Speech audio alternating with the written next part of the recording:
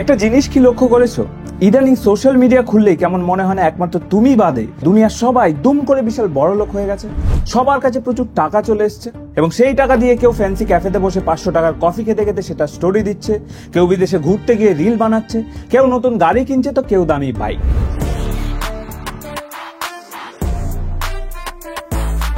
একদিকে মেয়েরা বড় বড় ব্র্যান্ডের শপিং ব্যাগ নিয়ে মিরর সেলফি দিচ্ছে, অন্যদিকে ছেলেরা শখের স্নিকার্স কিনে বলছে ড্রিম কাম ট্রু। মানে সোশ্যাল মিডিয়া দেখে বোঝার কোনো উপায় নেই দেশে অভাব কিংবা বেকারত্ব বলে আদৌ কিছু এক্সিস্ট করে। The unemployment rate and the struggles of those who are jobless. It says a large number of Indian youth are out of work. About 65% of the youth in India are jobless. In Gujarat's Palanpur over the weekend, over 6,000 youth showed up for over a few hundred posts. এবার একটা সত্যি কথা বলো তো, এগুলো দেখে মাঝে মাঝে মনে হয় না মানুষের কাছে কত টাকা? আমার তো মাঝে মাঝেই মনে হয় দুনিয়া সবাই এগিয়ে যাচ্ছে, সালা আমি শুধু পিছিয়ে আছি। এবং আমি শিওর তোমারও কখনো না কখনো এরকম মনে হয়েছে। বাচ্চা বাচ্চা ছেলে মেয়েরা আজকাল কত কিছু করে বেড়াচ্ছে, আর আমরা এত দামরা হয়েও কিছু শিখতে পারলাম না।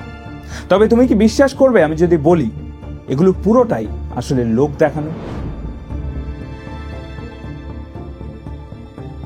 আগে হ্যাঁ, পরিশ্রম করে জীবনে অনেক টাকা ইনকাম করে সত্যি সত্যি বড়লোক হবার বদলে নিজেকে বড়লোক দেখানোর এক অদ্ভুত নেশায় মেতেছে আস্ত একটা জেনারেশন। ফুড প্রোডাক্ট থেকে শুরু করে এক্সপেন্সিভ ট্রাভেল ডেস্টিনেশন সবকিছুতেই নিজেকে রিচ শো অফ করার একটা ভয়ঙ্কর ট্রেন্ড চলছে গোটা দেশ জুড়ে। আর এই ট্রেন্ডের সব থেকে বড় উদাহরণ হচ্ছে আইফোন। বর্তমানে আইফোন শুধু একটা স্মার্টফোন নয়, একটা স্টেটাস সিম্বল হয়ে গেছে অনেক ছেলে মেয়ের কাছে। गौर से देख, एप्पल है ये, तेरे बजट से बाहर। মনে আছে এই কদিন আগে একটা ভিডিও ভাইরাল হয়েছিল, মন্দিরের বাইরে ফুল বিক্রি করেন এক অসহায় মা তার জমানো সব টাকা দিয়ে ছেলেকে আইফোন কিনে দিতে এসেছেন। মা বলছেন কি করব, ছেলে 3 দিন ধরে খাওয়া দাওয়া বন্ধ করে দিয়েছে, আইফোন কিনে না দিলে খাবে না। আর তার ঠিক পাশে দাঁড়িয়ে করকরে নোটের বান্ডিল নিয়ে নির্লজ্জের মতো মাথা নিচু করে হাসছে ছেলেটা। हम बेचीला भैया ये खाली हमसे 3 दिन से खाना ना खाता आईफोन के लिए खाना नहीं खा रहे नहीं। এবং এটা শুধু একমাত্র ঘটনা নয়, 18 থেকে 25 বছর বয়সী অলমোস্ট প্রত্যেকটা ছেলের এই সেম গল্প। যারা নিজেরা ইনকাম করে তারা একটার পর একটা ইএমআই এর বোঝা বাড়িয়ে চলেছে, আর যারা এখনো ইনকাম শুরু করেনি তারা এই ছেলেটার মতো চাপ দিচ্ছে বাবা মায়ের উপর। নমস্কার, আমি অপূর্ব and welcome to the show of culture of Gen Z। এটা এমন একটা জেনারেশন যাদের কাছে লোককে দেখানোর জন্য সবকিছু আছে। সবার হাতে আইফোন আছে, 10-15 হাজার টাকা দামে স্নিকার্স আছে, হানি সিং এর কনসার্টে যাওয়ার টিকিট আছে, অথচ কোনো বিপদে আপদে ফ্যামিলির পাশে দাঁড়ানোর মতো কোনো ইমার্জেন্সি ফান্ড নেই।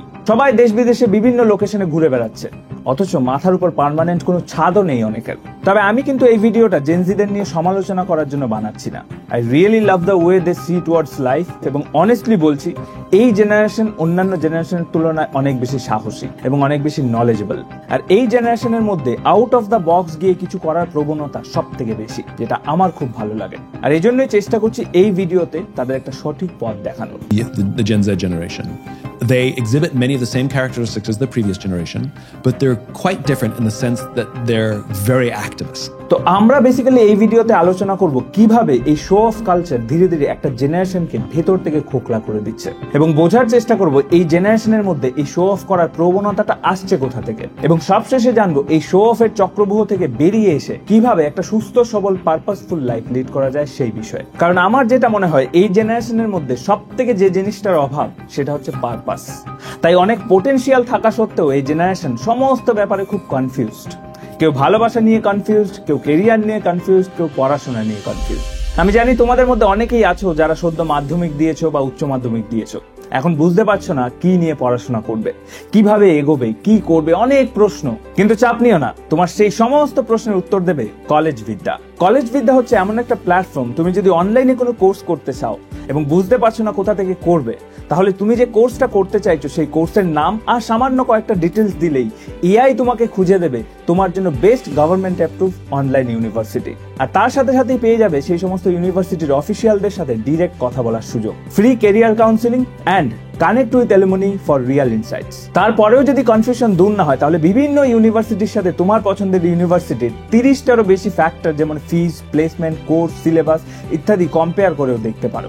এছাড়াও থাকছে প্রচুর ইউনিভার্সিটির 100% রিয়েল কানেকশন, প্রায় 7,000 টাকার কেরিয়ার বুস্টার প্রোগ্রাম যেটা কমপ্লিটলি ফ্রি, ভর্তির সময় 10,000 টাকা অবধি সিভি সাবসিডি এবং প্রথম দিন থেকেই এক্সক্লুসিভ জব এবং ইন্টার্নশিপ পোর্টাল। আর পড়াশোনার খরচ নিয়ে যদি কোনো চিন্তা থেকে থাকে তাহলে সেই ক্ষেত্রে এডুকেশনাল লোনেরও ব্যবস্থা করে দেবে কলেজ বিদ্যা। ওদের এই ক্রেডিবিলিটি এবং এক্সিলেন্সের জন্য কলেজ বিদ্যা জিও হটস্টারে ব্র্যান্ডস অফ টুমোরো সিজন 3-তেও ফিচার হয়েছে। তাই আর দেরি করো না, ডেসক্রিপশনে লিংক দেওয়া রইল, সেখান থেকে গিয়ে খুঁজে নাও তোমার নতুন কেরিয়ার গাইডকে। যাই হোক, এবার চলো বোঝার চেষ্টা করি এই শো অফ করা বা লোক দেখানোর প্রবণতা আসে কোথা থেকে। একটা সময় ছিল যখন মানুষ নিজের সাফল্য লুকিয়ে রাখতো, পাছে কেউ নজর না দিয়ে দেয়। কিন্তু এখন মানুষের নজরই যদি না পড়ে তাহলে আবার কিসের সাফল্য? সে তুমি যাই ছিঁড়ে নাও না কেন, লোকে যতক্ষণ না চোখে দেখতে পাচ্ছে তাহলে সেটা সফলতাই না। এবার লোকে তো আর বাইরে থেকে তোমার ব্যাংক ব্যালেন্স দেখতে পায় না, যেটা দেখতে পায় সেটা হচ্ছে তোমার লাইফস্টাইল। তুমি কি জামা পরছো, তুমি কি ঘড়ি পরছো, তুমি কোন ব্র্যান্ডের জুতো পরো, কোথায় খেতে যাও, কি গাড়ি চড়ো, এইসব এখন সফলতার মাপকাঠি। তাই নিজের সফলতা প্রমাণ করার জন্য লোককে দেখানোটা খুব জরুরি হয়ে পড়েছে। সাইকোলজির ভাষায় এটাকে বলা হয় সোশ্যাল ভ্যালিডেশন। আর এই জেনারেশন এই সোশ্যাল ভ্যালিডেশনের যাকে বলে ভুক্কার। When we seek external approval, we take on the wrong objective. We prioritize approval over learning and growth. একটা ডায়লগ খুব মনে পড়ে গেল, কোন সিনেমার মনে পড়ছে না, তোমাদের মনে পড়লে জানিও। ডায়লগটা হচ্ছে पैसे से भी बड़ा होता है पैसे का रोआब। মানে তোমার কাছে টাকা আছে কিনা সেটা বড় কথা নয়, টাকার রোয়াব দেখাতে পারছো কিনা সেটা ইম্পর্টেন্ট। এবার যাদের কাছে টাকা পয়সা আছে তাদের লাইফস্টাইলটা তো অটোমেটিকলি ওরকম হয়ে যায়, কারণ সে এফোর্ড করতে পারে। কিন্তু আমরা যারা এফোর্ড করতে পারি না, ওই ভ্যালিডেশনটা তো আমাদেরও চাই। আমাদেরও ইচ্ছে হয় মানুষ আমাদেরকে সেই নজরে দেখুক, সমীহ করুক। তো তখন আমরা কি করি? আমরা ওই মানুষগুলোকে দেখে তারা কিভাবে এই জায়গায় পৌঁছেছে, কতটা পরিশ্রম করেছে, সেসব শিখে কাজবাজ করে অনেক টাকা ইনকাম করে নিজেকে ওই জায়গায় নিয়ে যাওয়ার বদলে ওই মানুষগুলো কি কি জিনিস ব্যবহার করে, কি গাড়ি চড়ে, কি খাবার খায়, শুধু সেটা অ্যাডাপ্ট করার চেষ্টা করি। আমরা ভাবি এই জিনিসগুলো ইউজ করলে আমিও তাদের জায়গায় পৌঁছে যাব, লোকে আমাদেরকেও সেই নজরে দেখবে। কিন্তু একটা সিম্পল জিনিস বুঝতে পারি না, ওই মানুষটা ওই গাড়িটা চড়ে সেই কারণে ওই মানুষটা বড়লোক নয়, ওই মানুষটা বড়লোক তাই সে ওই গাড়িটায় চড়তে পারে। এই সহজ জিনিসটা আমরা বুঝতে পারি না, আর নিজের যেটুকু টাকা পয়সা আছে সেটাও এসবের পেছনে খরচ করে দিই। এবার তুমি যদি ডিপলি একটু বোঝার চেষ্টা করো তাহলে দেখবে এর পেছনে শুধুমাত্র যে মানুষটা শো অফ করছে সে দায়ী নয়, এই সমস্যাটা গোটা সমাজের, আমাদের সবার। কারণ মানুষও তোমাকে এসব দেখেই জাজ করবে। তুমি কতটা রেসপেক্ট পাবে, কতটা পাবে না, সেটাও মানুষ এসব দেখে ডিসাইড করবে। নইলে তুমি যতই ভালো মানুষ হও না কেন, যদি টাকার রোয়াব না দেখাতে পারো তাহলে তোমাকে কেউ গুরুত্ব দেবে না। এবং এটা আজকে থেকে নয়, যুগ যুগ ধরে চলে আসছে। একজন ফরাসি ফিলোসফার একবার বলেছিলেন, আমাদের অনেক ইচ্ছে আসলে আমাদের নিজেদের ইচ্ছে নয়, অন্যদের কি আছে, লোকে কি করছে সেটা দেখে আমাদের ইচ্ছেগুলো ডিসাইড হয়। তো এই জিনিসটা অনেক আগেও ছিল, কিন্তু এখন এই জিনিসটার মধ্যে ঘি ঢেলে আরো বাড়িয়ে দিয়েছে এই সোশ্যাল মিডিয়া। আগে কি হতো, কে কি করছে না করছে এত সহজে এসব দেখা যেত না, কিন্তু এখন সোশ্যাল মিডিয়ার দৌলতে সবাই সবকিছু প্রতিদিন দেখতে পায়। আর ঠিক এই কারণেই বিশেষ করে এই জেনারেশনের মধ্যে এই লোক দেখানোর টেন্ডেন্সিটা সব থেকে বেশি, এবং মাঝে মাঝে সেই টেন্ডেন্সিটা রূপ নেয় উগ্রতার। মানে চাই, যে কোনো মূল্যে চাই, এক্ষুনি চাই। আর এই উগ্রতার ফলে একটা আস্ত জেনারেশন রসাতলে ডুবতে চলেছে। কেন এরকমটা বললাম এবার সেটাই এক্সপ্লেন করব। 2024-এর এই ডেটা অনুযায়ী একজন ভারতীয়ের গড় আয় বছরে 2 লাখ টাকা। আই রিপিট, বছরে 2 লাখ। দ্য মিন্টের এই রিপোর্ট বলছে 90% of India's total population have no money to spend on non essentials. মানে 90% মানুষের কাছে সেই টাকাই নেই যেটা দেশের নিজের প্রয়োজনের বাইরে জিনিসপত্র এফোর্ড করতে পারে। People do not have financial means to spend on non-essential items. That's 90% of the population struggling with limited disposable income. অথচ তুমি দেখবে সবার হাতে আইফোন, সবাই বিদেশে ঘুরতে যায়, সবাই সবকিছু করে। এই টাকাটা কোথা থেকে আসছে? এই টাকাটা আসছে লোন থেকে, এই টাকাটা আসছে ইএমআই থেকে, এবং মোস্ট ইম্পর্টেন্টলি এই টাকাটা আসছে তোমার ফিউচার সেভিংস থেকে। আমি জানি সেভিংস এর কথা শুনলেই এই জেনারেশন হাসি ঠাট্টা করবে, কারণ এই জেনারেশন একদম প্রকৃত অর্থেই বর্তমানে বাঁচে। তাই ফিউচারের জন্য সেভিংস করা ওদের কাছে একটা মজার বিষয়। কিন্তু তুমি যদি দেখো অনেক ছেলে মেয়ের কাছে সেভিংস তো দূর, বিপদে আপদে একটা ইমার্জেন্সি ফান্ডও নেই। A sharp rise in consumer loans has led to more people borrowing just to get by. Most families can barely afford basic necessities. এদিকে কেরিয়ার শুরু করতে না করতেই মাথার উপর এতগুলো ইএমআই এর বোঝা। আজ বাদে কাল কিছু একটা উল্টোপাল্টা হয়ে গেলে নিজের কাছে সেটা সামলানোর মতো কোনো ব্যাকআপও নেই। অথচ প্রত্যেকটা ট্রেন্ডি জামা কাপড় ওয়ার্ড্রোবে ভর্তি, জুতোর কালেকশন দিয়ে ঘর সাজানো, ব্লগাররা যে যে জায়গা ভিডিওতে দেখায় সবকটা জায়গা তার ঘোরা। তো বেসিক্যালি যারা মোটামুটি একটা স্টেবল ইনকাম করে, এই শো অফ কালচার তাদেরও পঙ্গু করে দেয়। আর যারা এখনো ইনকাম করে না তাদের কথা তো ছেড়েই দাও। এই যে যারা বাবা মায়ের কাছে এরকম বায়না করে, এটা চাই ওটা চাই, এটা কিনে দাও ওটা কিনে দাও, নইলে খাবো না, নইলে পড়বো না, এরকম ছেলে মেয়েদের দেখলে সত্যি বলছি নিজেকে খুব অসহায় লাগে ওদের বাবা মায়ের কথা ভেবে। কিন্তু এই শো অফ কালচার কি শুধুই ফিনান্সিয়াল ক্ষতি করে? না, এই লোক দেখানোর নেশা মানসিকভাবেও আমাদেরকে ভেঙে দেয়। এই লোক দেখানোর শুরুটা কোথায় বলতো? কম্পারিজন থেকে, অন্যের সাথে নিজের তুলনা করা থেকে। আর এই তুলনা আমাদেরকে কোনোদিন সন্তুষ্টি দেয় না। তাই তুমি দেখবে এই জেনারেশনের মধ্যে এত কিছু থাকা সত্ত্বেও মেন্টাল পিসের বড্ড অভাব। এরা সবসময় নিজেকে কারোর না কারোর সাথে কম্পেয়ার করতে থাকে, হীনমন্যতায় ভুগে। আর এই হীনমন্যতা আমাদের মধ্যে আরেকটা খুব বিষাক্ত জিনিসের জন্ম দেয়, সেটা হচ্ছে ঈর্ষা। বেসিক্যালি মানুষ খুব হিংসুটে হয়ে যায়, মানে ওর এটা হলে আমার এটা হবে না কেন। আর এখান থেকেই শুরু হয় ডিপ্রেশন, এংজাইটির মতো হাজার একটা মানসিক রোগ।